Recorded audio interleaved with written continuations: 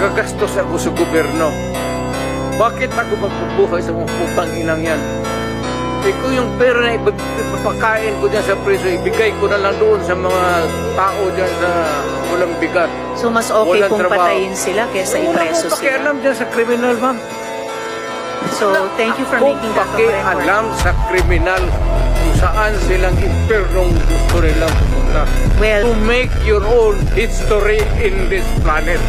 yes, Mr. Yun ang Chair. gusto nilang mangyari. Doon sila sa impyerno at doon tayo magkita. Well, Mr. Chair, wala namang jurisdiction ng Senado sa impyerno. Dito lang sa bansa natin pwede tayo Ba't mag-investigate. doon tayo pupunta? Well, wala po akong ambisyon pumuntang impyerno pa. Pero Mr. Chair, ang Hirain punto kita, lang ma'am. nito,